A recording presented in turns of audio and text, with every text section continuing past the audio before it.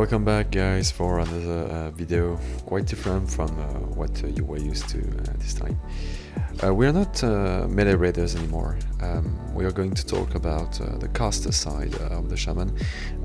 So deep dive into the elemental spec.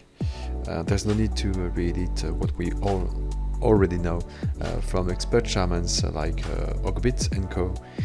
And by the way, I invite you to check out his channel. Very interesting.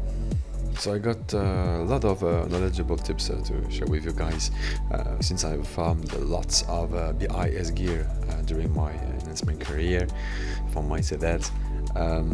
Here's a quick overview from what is roughly required to be viable as an elemental shaman in red. So first of all, you'll need at least 75 penetration, given the fact that Thunder Fury tank applies the 25 natural debuff on the target.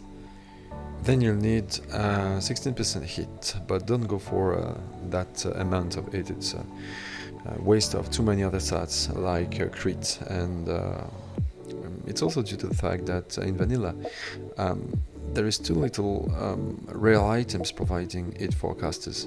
So you get your 3% hit from the rest of the tree, and then this means 10% hit from your stuff, from your gears. Elemental shamans are notorious for their mana issues.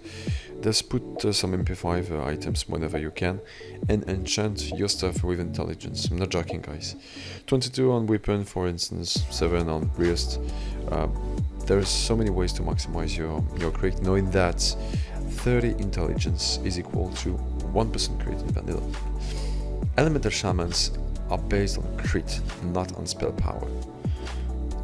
So there's lots of mandatory consumables for elementals, such as mana pots, dark runes, but elixirs too, arcane, intelligence, mage blood, sage fish, brilliant oil, and flask.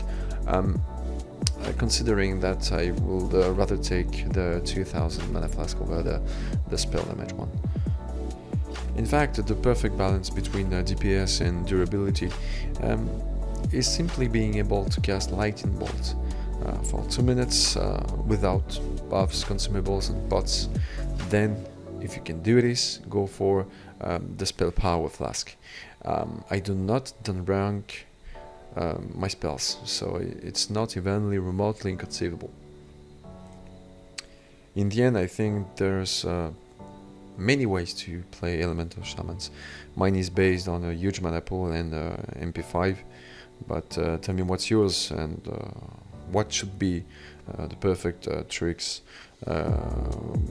gears according to the 6 phases that are going to be released through the 2 or 3 years of Classic WoW.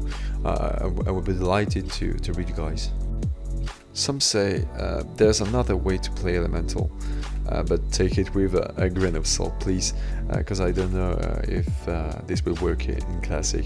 Are you prepared? The trick is so simple. Your gameplay, in fact, uses both melee and caster's mechanism. You need a fast one-head caster weapon. 2 is the perfect speed, because every time you hit the target, you can actually cast a lightning bolt, then hit again automatically and on. There is normally no reset time. This works on most private servers.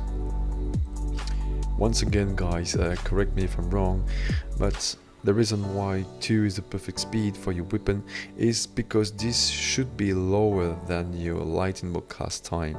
So 1.9 or 1.8 should work though. It's possible to sacrifice 2 pieces of elemental gear for extra melee hits to get around 5 or 6% melee hit, but I think the impact is worthless. Just imagine Flame Tongue making clear casting procced. This will end mana issues. In addition, Flame Tongue crits scales with spell power, scorch, and curse of elements. That's a huge DPS gain, by the way. I'm not going to theorycraft this meme template any longer. If you have any questions or comments, I'd be delighted to answer give me your feedback. I'm sure I've skipped some details. I hope I could release a few bosses encounters before August 27th, sorry. Meanwhile, I got some random clips to show you guys. Thank you for watching, have fun, and see you soon.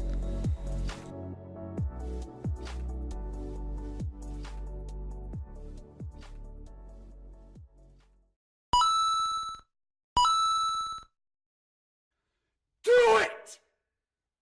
Just do it!